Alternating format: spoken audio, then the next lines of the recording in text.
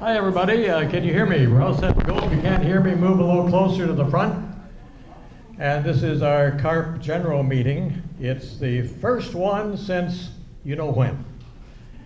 I just ask a question here. Is anybody here know of anyone, or maybe I should rephrase that a bit. Maybe I should say,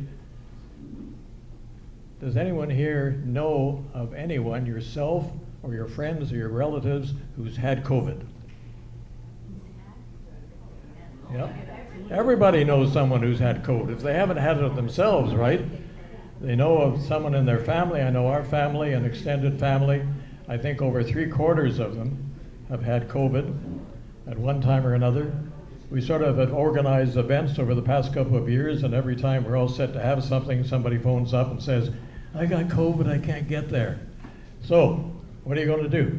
I had my 6th shot this week right here. Yeah, number 6. Anybody else had number 6 so far? You've had 10? 7? How can you get 7? That's amazing. Yeah, you've been double shot. Anyway, there's no doubt about it. COVID is still with us, and that's why most of us do carry around, our handy mask, and we do encourage people, if they like, to wear masks, of course, because that's one way to scare the nasty bug away. And don't forget, it's us seniors, the ones that are being wiped out primarily by COVID. We hope that the summer will be good. We don't know what's going to happen in the fall, of course, and next winter, but in any event, it's been an interesting 3 years, and we just hope we don't have to go through it again. We got a really interesting program for you today. But first, I'd like to introduce some of our hard-working board members who are here with us. Keith Argent, where's Keith? He's around the corner outside. He's already left the meeting. He will be back. He's our vice president. And Valley LaFlamme, where's Valley? Marianne, where's Marianne? Over here at the table. And selling AGM tickets. I have that on my notes here. And I'm John Lindsay. I'm taking over from Hugh Crizel, who is now touring the world. He resigned last year, not due to COVID, but he went to work in the mayor's office for a little while, and now he's touring the world. So we lost a board member, unfortunately, Ron Lee, who just passed away. Is it last week, I think? Ron died, and a great guy. I really miss Ron for one really important reason. He used to send through the internet all those funnies every couple of days. I know some people don't like getting them, but I love getting them, because you gotta have a laugh now and then, occasionally, and every day he'd send through those funny cartoons and so on. So we're gonna miss Ron. But with Ron gone, we need new board members. There's just a couple, well, there's 4 of us now. We need a couple more. So if you have a little bit of time, we really have a lot of fun. And we can guarantee you that you're going to really enjoy being with Valley and myself, and Keith, well, maybe not myself, but with Keith and Marianne and Irene. So if you're thinking, we don't meet that often, but if we don't get a couple more members, CARP Sudbury may disappear, which would be really sad. So our tickets for the annual general meeting, which will be on June the 8th, and Mayor Paul LaFay will be a guest speaker. The tickets, inflation has of course affected all prices, so we're going to still have a lunch, and we've kept the price as low as possible for $25 for members and $30 for guests. And even at that, we're going to have to cover from our reserves a little bit. But it's going to be at the Northbury. We've had great turnout over the past number of years, not during COVID, of course, but before COVID, we used to pack the Northbury, and we hope to do it again. That's June the 8th, Thursday, at the Northbury, $25, and tickets available at the back. Paulette Smith, did I mention you? Oh, our newest board member. Paulette, how could I'm sorry. Paulette has the tickets there with Marianne, and yeah, it's a good thing to buy now, because there'll be a big rush later on, we hope. So we do have coffee and tea available, and of course some CARP magazines and other goodies.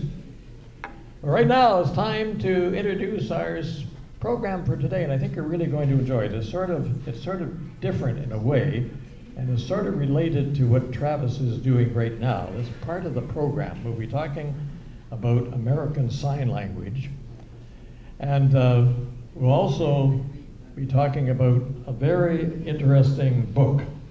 And I happen to have a copy here, and we'll be giving away 2 copies of it.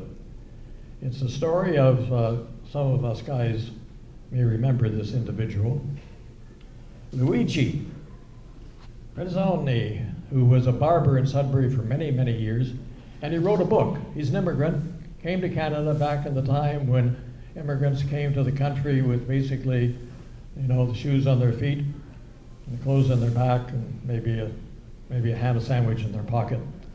And this is his story. It's a story of him during the war years and how he came to Canada. He was in Quebec for a while. He was a musician, and he started off as a hairdresser, a barber, and he finished off that way too. And this is his story. And we have his son with us today, who's going to be talking a little bit about that and about long-term care as well. So, and as I said, this is my book. I'm not giving it away. It's a wonderful book. It's a great story. And we also have a couple of books I should say, but with interesting stories about long-term care. Kathy Purcell is the one who wrote a book, and we have 2 copies of her book to give away. Of course, we're all concerned about long-term care because, well, we want care when we get older. We're not sure if we want the type of long-term care that's being provided now. So there's going to be some talk about that too. So we got 3 very interesting topics that we'll be talking about today. And the person who's going to be doing that and introducing our other guest is going to come right up here to the microphone right now and talk really close so we can all hear the message. A very warm welcome to Alessandro Presenza. I love that. I love those Italian names. Alessandro. I'm going to let you hold the mic here so you talk really close. I'm going to take the book, so make sure no one takes it, because you got to take the mic. Oh, right. Yeah, you just can't talk like that. You need the mic. Okay, can everybody hear me? Okay, great. So thank you for letting me be here today, and thanks to John for the opportunity to share some very valuable things I think today you're going to find fascinating. Now, I'm asking John, when I speak too long, to give me the thumbs up so I get off, because I'm Italian. You know what that means? We need a hook.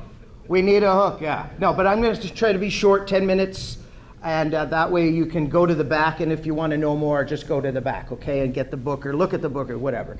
But I'm here to talk about, so my name is Alex. It's Alessandro. It's Italian, but it's Alex. And I'm born in Sudbury, and I grew up here, went to school here locally. I went to St. Thomas, and then I went to Pius, and then I went to Nickel District, and then I moved away. Yeah, so some of you probably know my family, because my dad and mom came here maybe about 60 years ago, and they've been here for 60 years. So they were married together, and 60 years of marriage, 62 years.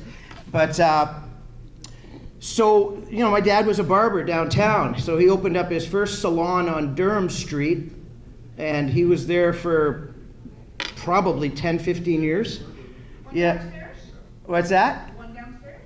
He was downstairs, then he was upstairs, and then he moved over to Larch and Lisgar, right on the corner in the Air Canada building. And he was there for about another 20 years. And he brought over a lot of barbers from Italy and trained them. So he was a very, very highly qualified barber. Started when he was 9, cutting American soldiers' hair in the war in Italy. They would get haircuts for 25 cents. Yeah. So it was pretty amazing. And of course, he immigrated. He got his papers to come to Canada and start a brand new life. And he talks about the book, and he talks about his life and talks about what it was like to grow up in Italy and grow up in Canada and what he believes the future of our country could be if people, like younger people, get involved and not just sit around and criticize, right? Because it's easy to just sit around and criticize everything, but if you get involved, you start figuring out how difficult it is to make change. But we can make change if we get involved, you know? So I'm here to tell you what happened to me. I met a lady who, what happened is my mom and dad ended up in long-term care. Both of them. And they both died in long-term care. Now, I started waking up, started realizing there's some problems in this system of long-term care. And you know better than I do, I'm sure many of you know what's going on. But if you don't, there's a lady that's not here today who wrote this book, 30 years of research. It's short, 30 pages, about 96 pages, but it's packed with information on what's going on in Canada. And it's called Broken because the system here in Canada is broken. And she gives you all the necessary facts that you need. And I'll add this, that when Kathy wrote the book, I helped her a little bit with the final editing. So she's a very close friend, and we're trying to get the book out there so people understand what we don't want to go into. We don't want to go into that. Now, if we don't have a choice, I understand that. Some people might not have a choice, but I'm going to tell you who I'm here on behalf of. So I was asked about a year ago to contact CARP, and I did. And the lady that contacted me was this lady here who started a program. It's called My Dignity. Now, the lady who started this, she's in Toronto. She lives in Toronto. But she, just to give you a bit of background on who she is, she spent 10 years as a behavioral geriatric specialist in long-term care facilities. That's really important because Cynthia got 10 years of experience in working with geriatrics. And so that's us. During that time, Cynthia was chosen to be part of an elite team whose mandate it was to develop practices to improve the quality of those requiring assistance. During this time, she quickly realized the relationship between the financial resources was directly related to the quality of care that people were not getting in long-term care. She realized that there's a problem, they're not getting the care they need in long-term care. So for the last 20 years, she dedicated her life to the benefits. She created a program called My Dignity. She got out of the job she was in and she started her own little company that's grown all across Canada now. And the program is called My Dignity, and it brings care to your home. Instead of you going to long-term care, you don't even need to go there. You can spend the next 3 to 5 years at your house and your home. Now, if my parents would have had this, they wouldn't have died. Now, you might say, that's dramatic. I'll tell you why. My mom wasn't that bad when she went to long-term care. When she got there, she lasted 10 months. She couldn't handle it. Now, you could say, well, she was used to a certain type of food, being Italian, yeah. But my mother had aches and pains and she wasn't getting serviced. She wasn't getting looked at. They just gave her Tylenol. My mother was basically dying of a brain hemorrhage and they didn't tell her. It was too late. 10 months later, I go to visit her one day and I'm walking into the nursing home and there's an ambulance leaving, and that happens all the time. So I go to see her, her bed's empty, and they go, your mother just left. I said, what do you mean? Yeah, she went to the hospital. She died that night. 10 months later. Luckily, I spent the night before with her, but I didn't see her. You see? That's how fast it happened. The deterioration was so fast. So, my dad's still alive in long-term care, on the same floor in the same home. He has no clue what's going on. You imagine? 91. So I told my dad what happened. If my parents would have had this product, they would not have been in long-term care. They would have been home, in their home, for the next 3 to 5 years. They would still be alive today. Today. My mom died in 2018, 5 years ago. My dad died in 2020, 3 years ago, they would still be alive today. Both of them. My story is like not a happy ending. But I wanted to share that with you because my only thing I could do today with you is this. If you want to interview, if you want to have a conversation with the lady that started this program, you go to the back, take a brochure, and sign up your name and phone number if you're comfortable. We'll have her contact you. I will have her personally contact you from a phone call or an email, and you guys can have a discussion with her. And the terms for this program is you get care in your house. You get PSWs come to your house. You get meals arranged at your house. You get money to fix your house. You know, because you have to get rid of the carpet. My dad had a walker in the house. He was going to trip all the time. We have to take the carpet out. We had to fix the bathroom. We had to fix the house. We had to make sure he didn't fall down the stairs. We had to have, we had to have this program in our home. And we could have afforded it. We could have afforded it, but I didn't know about it till after. So they asked me to come and tell you this story because my story is it's a classic story of a failure to prepare. And so the only thing I can say to you is I'm not going to be able to go too much into the details, but Cynthia is a superstar. She's got the most, I'm here, I'm doing this voluntarily, by the way. She's the one that's licensed to do all this, I'm not. So I'm not here to do that. I'm here to tell you that's the place to check out if you want to check it out. So I'm pretty much done. I mean, I'm not going to go into much detail. My story is that if I would have had it, if I would have had this product, my parents would have both been alive today. That's my story. They would have been able to stay in their home. They would have been able to stay in their home, and that's what they wanted. They didn't want to go. You know, the system wants to put you in there, eh? They want to get you in those homes. They want to get your pension back. They want to put you back in those homes. So you go in there and they start working out the finances. I'm telling you, it's a wicked system. I started out advocating in 2018 for long-term care. I have a Facebook group with about 1,200. I started another one before that, and that grew into about 5,000. And now we got a group. So I'm advocating all the time now. Even to this day, I have a brand new website coming out and I have a brand new program starting for seniors, and that's going to go right across the country into all the other countries, by the way, working in other countries to advocate for seniors, because it's not just seniors in Canada, it's seniors all around the world. That's us, and that's them in other countries. So we're working hard to change the government regulations, to hold Doug Ford accountable, and to hold the nursing homes accountable for don't get scared, for the crimes that they commit against our seniors. So I'm very involved in all that. Yeah, and that's what it is. It's actually a form of elder abuse. But listen, I mean, Canada claims to be working on it. We're giving them the benefit of the doubt. We're working hard to hold the homes accountable, to get the right food in there, to get the right meals in there. I mean, look, their shareholders are taking out billions. I shouldn't exaggerate. I'm going to tell you. They're taking out millions every quarter. Millions every quarter. Tens of millions, not a couple million. Tens of millions shareholders are making. What are the seniors getting in these homes? Expired food, no showers,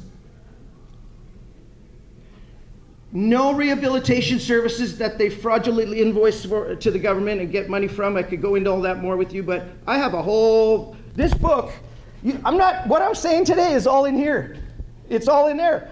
And you know what? We don't have to worry about anything because we've bypassed it with lawyers before we wrote it. Before Kathy wrote it, she took it to a lawyer at Ryerson. So everything that's in here is totally public.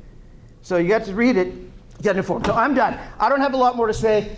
I love you all. I encourage you all to pick up a copy. If there's a couple to give away here books today. If you have any questions about long-term care, you can come and see me. But right now, I'm going to introduce someone else today.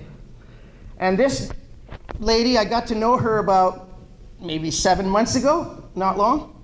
Her name's Laura Pearsall. Now, Laura has a 4-year degree in psychology and neuroscience and a master's degree in ethics.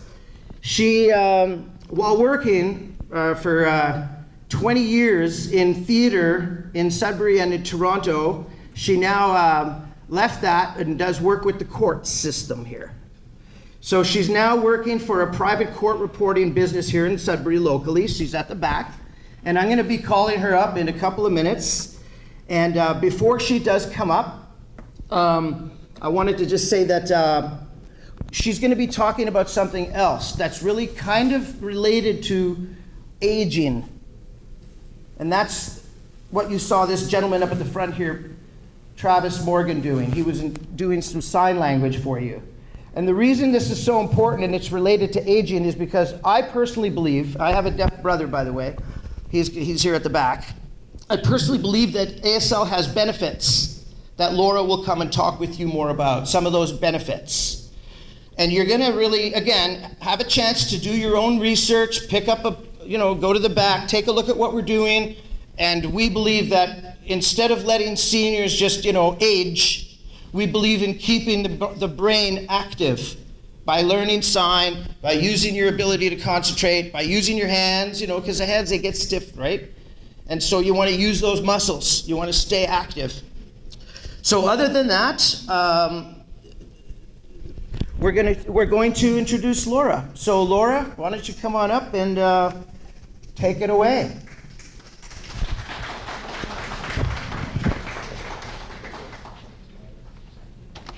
Thank you, Alex. You're welcome. Thank you. Thank you for the opportunity. Am I supposed to hold this in my hand, John? Or? Pretty close. Okay. How's that? Okay. Thanks very much for having me here to... Can't hear you. Thanks very much for having me here to speak with you. Can you guys hear me? No? Okay. Oh, you really got to yell up here. All right. So I'm here to talk about ASL and what my experience has been over the last, I've only been doing this for 7 months. But the learning has been pretty remarkable. And I'm really happy to talk to other seniors about it. So I started in November of last year, and practice every day. And all I can tell you is that I'm different now. Things have happened. It's absolutely right there. My memory is better. My mental flexibility is better. My concentration is better. And that's something that some neuroscientists and psychologists have studied for a very long time, is the impact of learning a new language on the brain. So we're all going on our treadmills, we're swimming, we're doing the best we can to keep our knees going and stay active. The brain isn't a muscle. It's not the same as your knees. But it needs work to stay healthy. There's a million ways you can do it. I'm here to talk about what ASL does and what it's done for me. So when I first started, I was intensely terrified. We've all seen sign language interpreters. We know what they look like. And you look at them and think, good Lord, what's going on there? So I was terrified. I thought, I'm too old, basically too old to learn. Not true. So I've learned other languages before, and I'm sure is there anybody here who speaks more than one language? I'll bet there are. Yeah. French, Italian, Polish, German, Ukrainian, So right off the hop, The neuroscientists will tell you that people who speak 2 languages have better cognition overall. It's just true.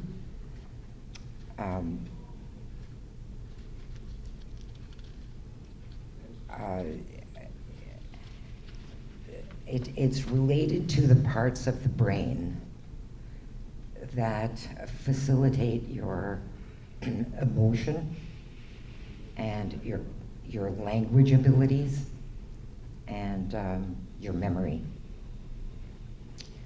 So there's some pretty promising studies where they looked at people, they put them in a new language learning environment, and they tested them pre and post with MRI scans so they could sort of actually map out the brain changes, and they were right there.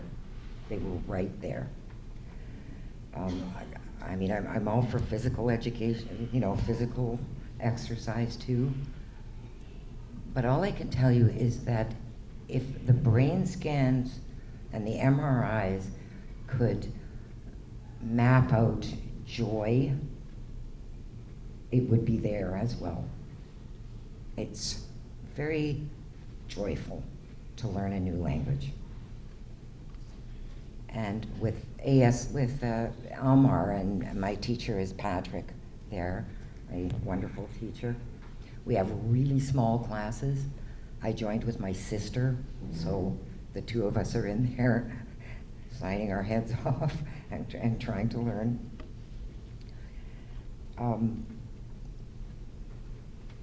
And I couldn't help but notice the difference in the way I feel. I mean, it's kind of boring for me to stand up here and say, well, this is what I feel, this is what I feel. But that's what you'd feel too if you learned a new language. And it's not as difficult as you might think it is. So our language is like our life corridor. That's the path we go down, our language. Because our language is our soul, it's our being. We aren't tethered to one corridor. You learn another language, as quoting Charlemagne of all people. Charlemagne, the first great Holy Roman Emperor, said, to learn another language is to possess a second soul. That's pretty big words, but that's pretty meaningful. The more languages you speak, the more people you can speak to. Never in my life would I have ever thought I would be able to speak to a deaf person. And I can. Pretty rudimentary. It's been 7 months. Pretty rudimentary, but more than I thought it would be. So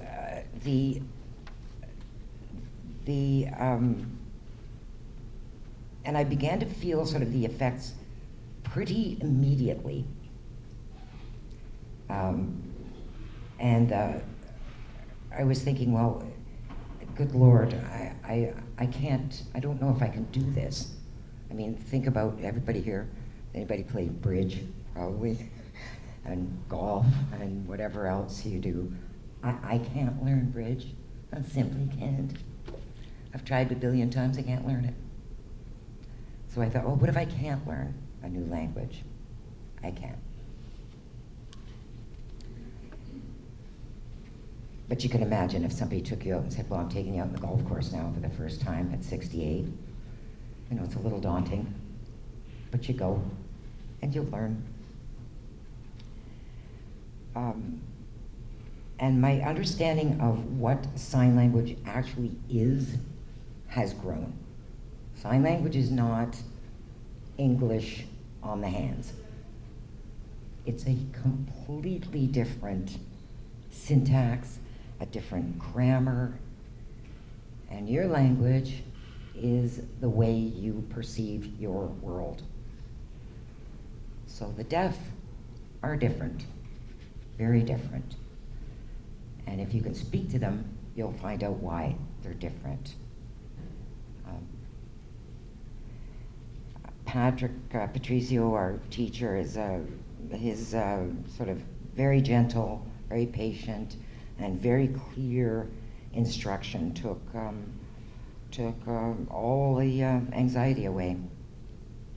And that's when the interesting things started to come. That's when I started to notice. And most languages that you learn are going to be, the meaning of that language is going to be perceived through audition. You're going to hear it. That's how you're going to hear the meaning of Spanish or Italian or Ukrainian. Wish there were some Ukrainian teachers in Sudbury. Maybe there are. Meaning is perceived by audition. In sign language, meaning is apprehended visually. So it's another part of the brain that's activated that will enhance all the other components of your cognition. This is not the fountain of youth, learning ASL. But I know it does stave off and will stave off mental aging. It has to. And all I can tell you is I feel that very strongly. Not the fountain of youth. The studies that they've done were so promising in terms of increased density in the brain matter. They could see it in the gray matter. They didn't look at the white matter, but they should have, but they didn't. So they looked at the gray matter, so the areas of your brain that control, as I said, emotion and expression and memory, and the signs were right there. Right there. Increased cognition, increased density, increased capacity. And that was just learning any language. They haven't done any on sign language. I don't know why. But I'm very convinced that while we're all swimming and going on the treadmill and walking and trying to keep our knees going and trying to stay healthy, to remember that the brain itself does need some exercise, and this is the best way I could imagine getting that. So I encourage you to have a look at it. Don't be scared. I was scared. I'm not scared now. And have a look. I think you'll really enjoy it if you have a chance to take a class. I think you'll feel as I do. So that's all I have to say. And thank you for listening. Thank you for listening.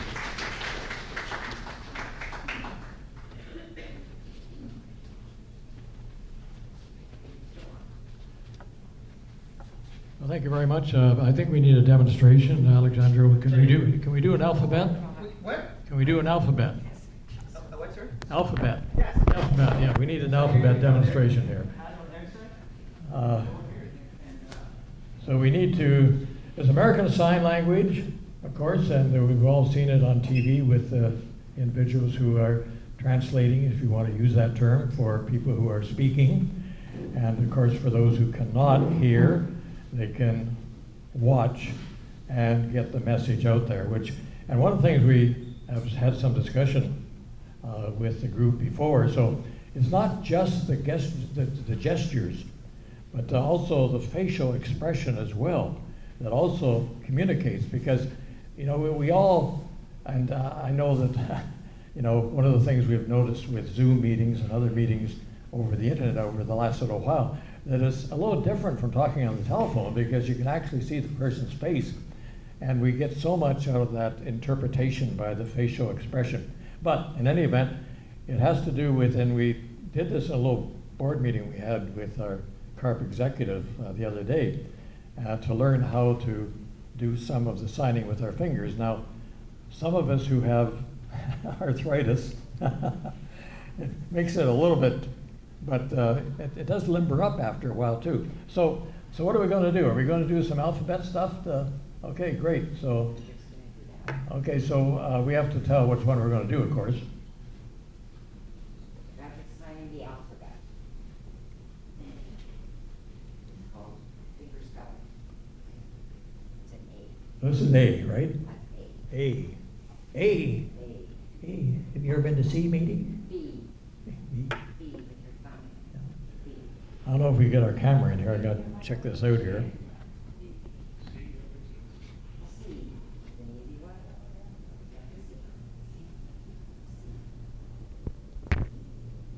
D. I always remember this idea. That's B.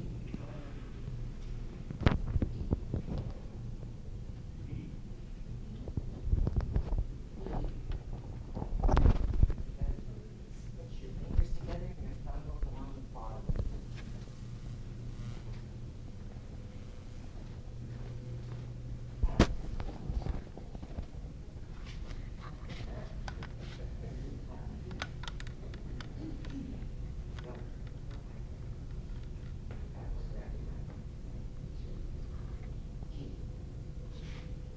G. G.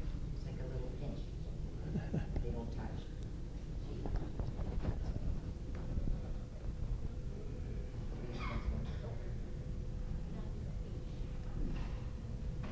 H.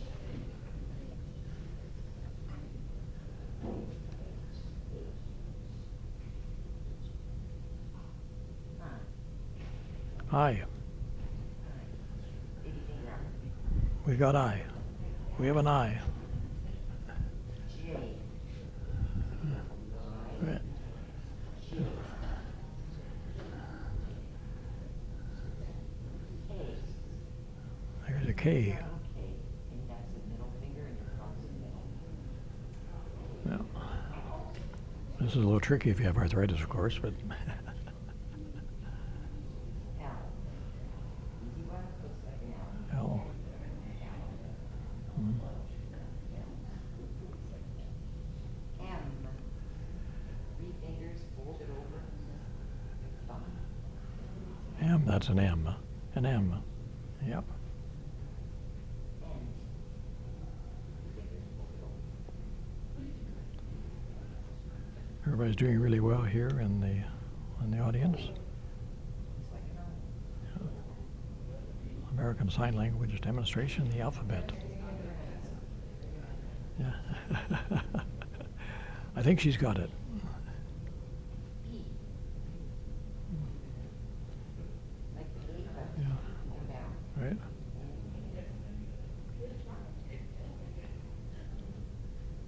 Q. How many letters in the alphabet? Like the G and G just down. Of course, 26, but then we have the numerals too. R. There's an R. Crossing. Index finger crosses front again.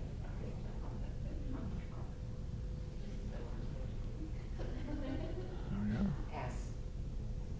Remember S. Matthew one. You want There's S. T. T. Thumb is poking out between the index. The T, the thumb pokes out. U. U.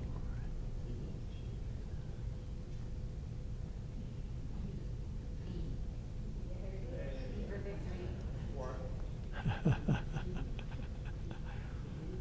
That's V. V, okay.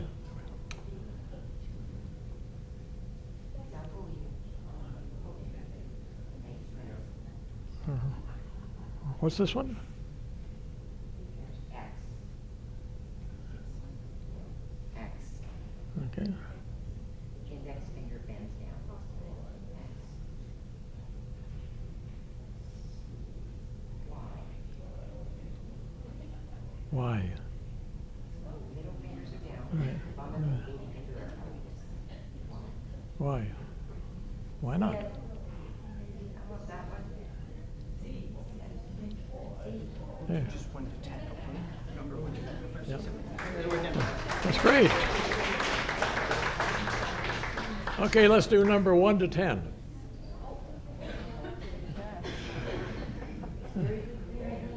Okay.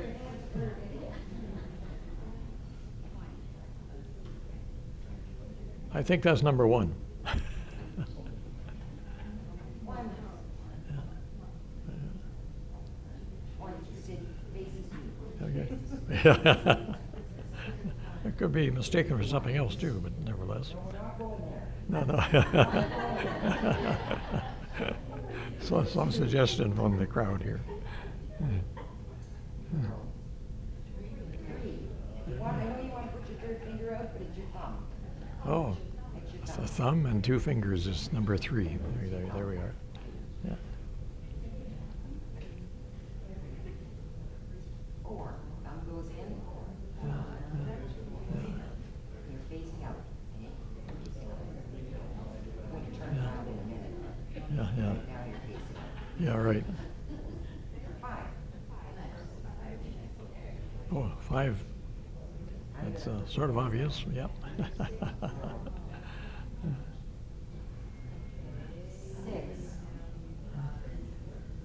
Turn your hand out. Up to 5, it's facing you, and 6 goes up. 7. Yeah.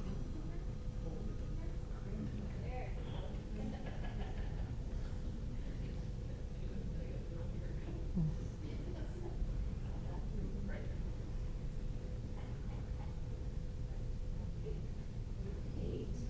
Yeah.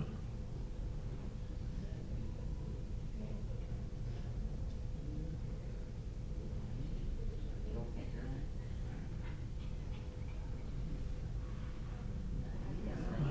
Right? So far, so good. Yeah. And then 10. Hey. Fantastic. So anyway, before you go, what's the sign for love? Love. Love. Love. Okay, everybody together now. All love. This is great. Thank you. Alexandra, come on up here again, just for. So, and I want to go. I love you. What's the? I. Okay. I. Okay. You. Okay. I'm right here. All right, great. I love you. Can I say something about Okay, here we are. Alexandro's back again. I just want to put my mic here for you. Get close here. That's okay. She'll pick you up here. You're gonna have to help out with our draw too. Really? So I'd like to thank you for participating. Did you enjoy that? Yeah. It was fun, right? So Travis was saying something interesting. When you say I love you, you need to have your 2 fingers up here and your thumb has to be out. Now, if you don't have your thumb out and you just do that, in Italian, that's a bad swear word. You know what it means? Right? If you do that, it's cornuto. It means that your husband or your wife is cheating on you. Ha ha ha. So if you put this out, though, it means I love you. So don't forget the thumb, okay? Because, you got to be careful. So, but thank you for Travis to come and help us translate. Thanks to Patrick. Thanks to Annette, Nicole, the helpers. They're all from Sudbury, except the girl at the back with the longer hair. She's Fiorella. She was on the side. She drove up from Hamilton this morning, yesterday, to come up to do this with us. And she's, yeah.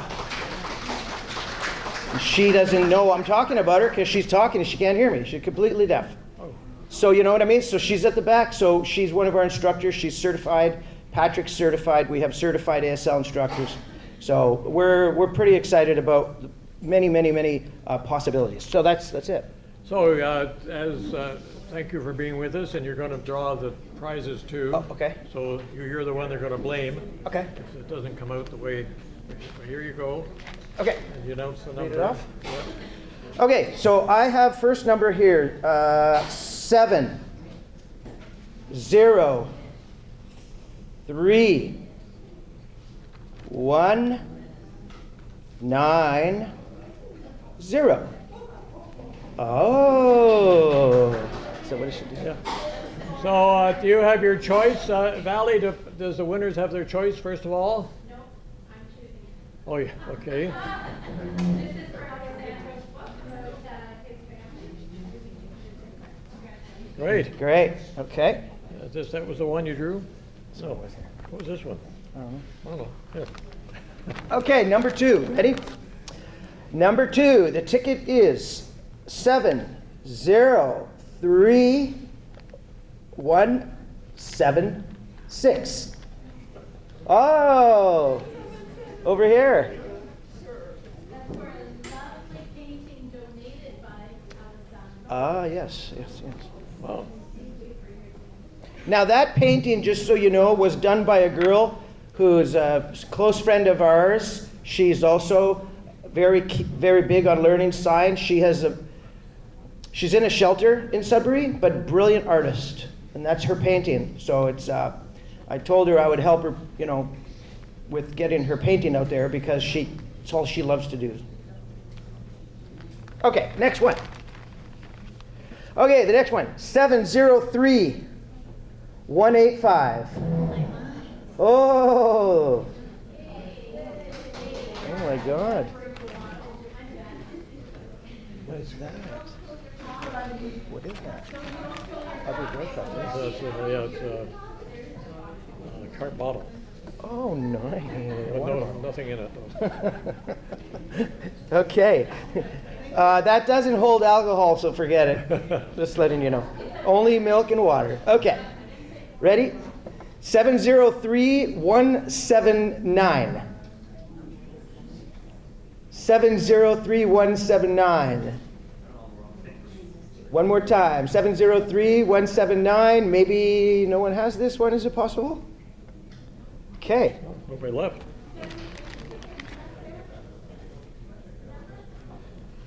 Next one. Okay. Yeah, 703179. Okay, looks like nobody has that one. Okay, we're going to move on. 703175. Okay.